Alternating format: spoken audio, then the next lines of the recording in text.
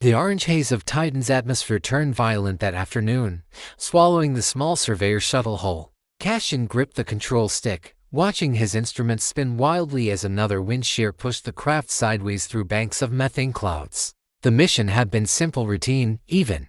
Document the crystalline formations in the Helian expanse, run some spectral analysis, and report back to the Jovian research station within 2 weeks.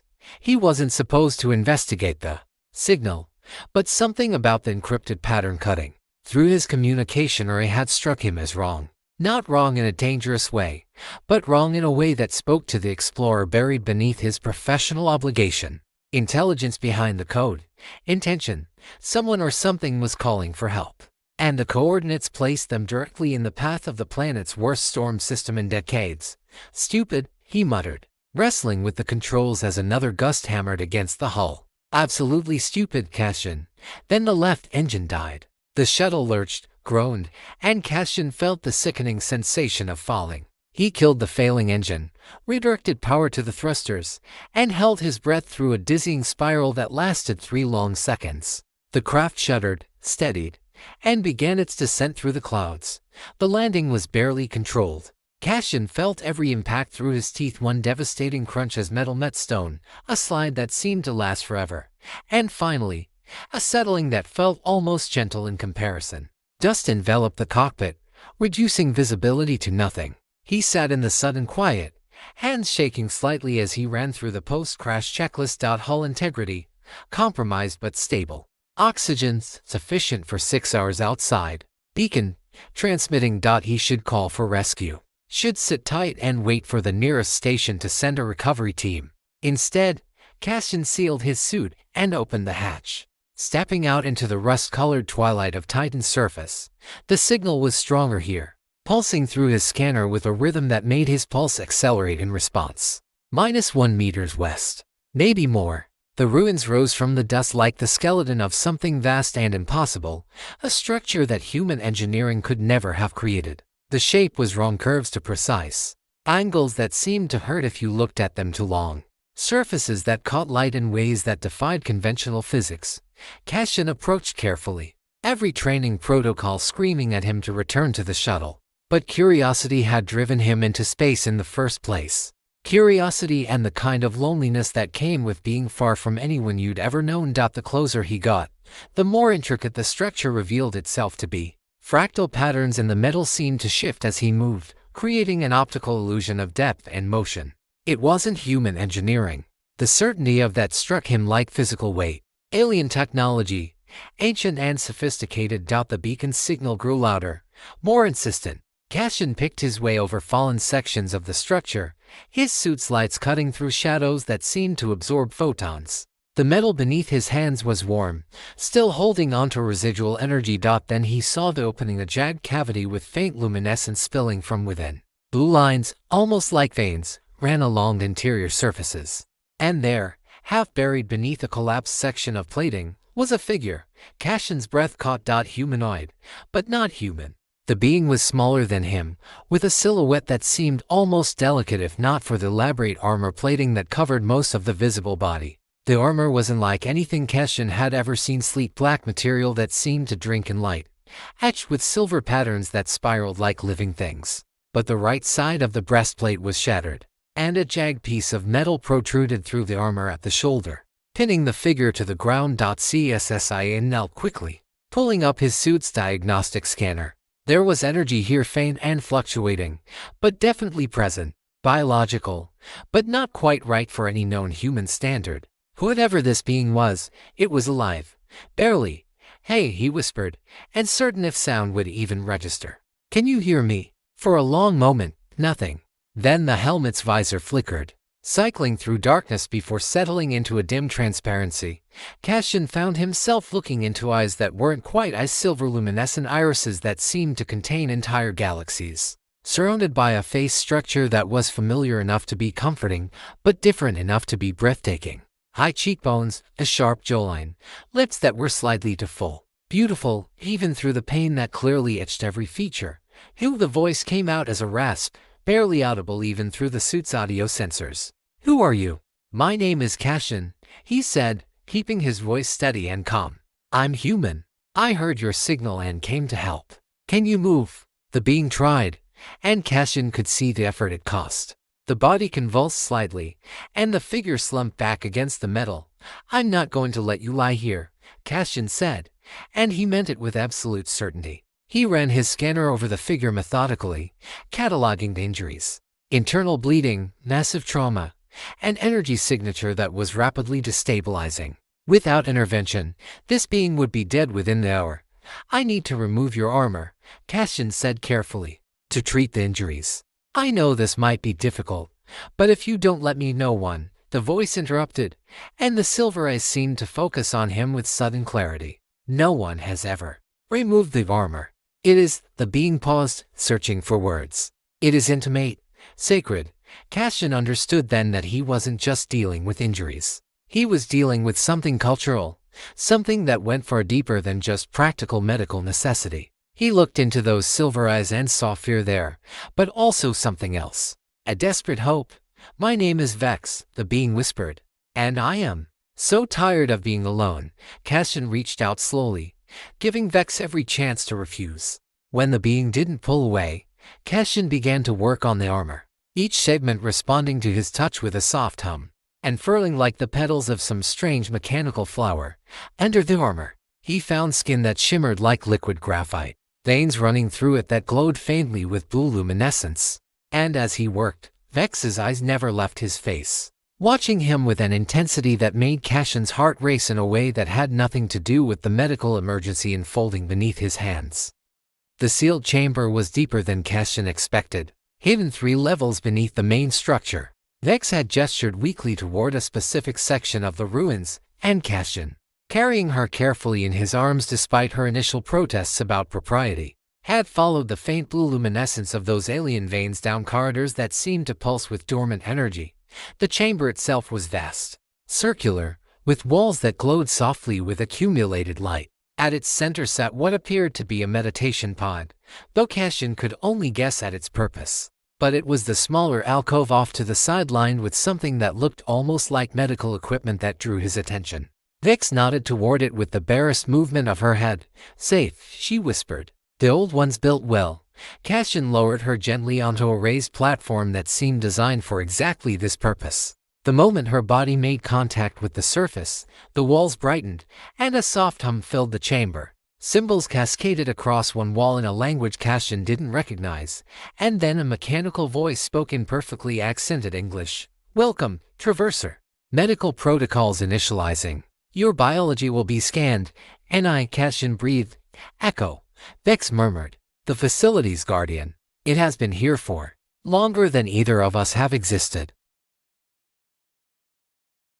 As Echo performed its preliminary diagnostics, Cassian set about carefully removing the rest of Vex's armor. Each piece came away to reveal more of that strange, beautiful form beneath. The metallic sheen of her skin seemed to ripple with color as his fingers moved across its silver and deep blue and something that almost looked like violet in the dim light. The injury at her shoulder was severe, a puncture wound that had damaged something internal. Blood or something analogous to it had dried dark and metallic around the opening. "This is going to hurt," Cassian said quietly. "I know," Vex replied, and her silver eyes found his again. "But you will be the one causing the pain." "That is a different."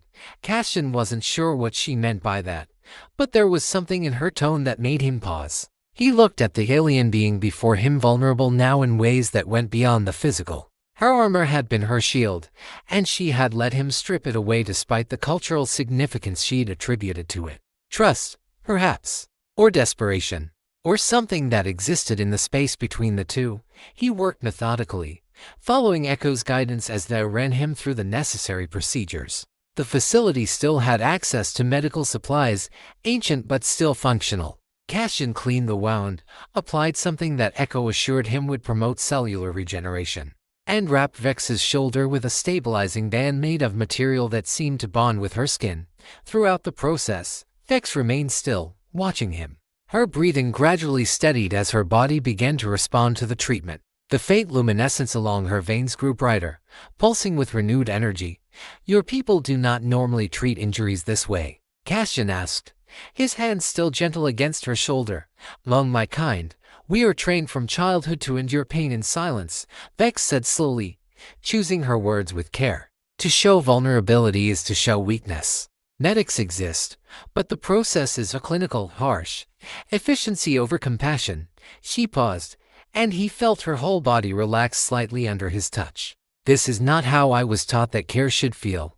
Cassian sat back, giving her space but staying close. "How were you taught?" Vex's silver eyes moved away from him, focusing on the glowing ceiling. "My people, the Lysithea, we are warriors. We are engineers. We are scholars of the ancient sciences. But we are not taught to be gentle." Her voice was barely audible. "I have spent my entire life being strong, being perfect, being everything that was expected. And then I crashed here, and a stranger looked at me with no judgment, no expectation. And he chose to be careful with something so fragile." Cassian felt something twist in his chest at those words. He reached out, not to her wound this time, but to her hand. The fingers were delicate, with joints that bent slightly differently than human fingers, but the skin was warm and very much alive. "You're not fragile," he said softly. "You're recovering from catastrophic injuries, and you're still conscious and articulate. You're the opposite of fragile." Vex's fingers curled around his, and the contact sent a small shock through Cassian's system. Not electricity, but something like it. An awareness, sudden and complete, that this being mattered to him in ways he couldn't explain.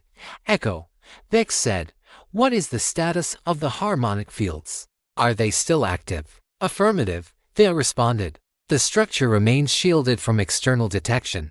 However, power reserves are at 73%. Continued operation of all systems will require significant energy expenditure." "How long until the storm passes?" Cassian asked. 17.4 hours, Echo replied. CSSIA and looked at Vex, processing the implications. They were trapped here for at least that long. The storm was too intense for him to navigate safely back to his shuttle, and taking her out now could cause irreparable damage to her injuries. They would have to wait, rest, he said, squeezing her hand gently. "Your body needs to recover. Will you stay?" Vex asked, and there was something in the question that went beyond practical concern. Her silver eyes were vulnerable, searching his face for something. "Yes," Cassian said. "I'll stay." He found a place to sit beside the medical platform, close enough that he could monitor her, close enough that his hand could remain in contact with hers if she needed it. The chamber was warm, surprisingly comfortable despite being an alien structure. Echo dimmed the lights to a soft glow, and for a while, there was only the quiet sound of their breathing. Cassian watched Vex sleep, if sleep was what this was. Her breathing deepened and slowed, and the luminescence along her veins began to pulse in a steady rhythm. Her hand remained curled in his, and he found himself studying the details of her, the way her features softened in rest.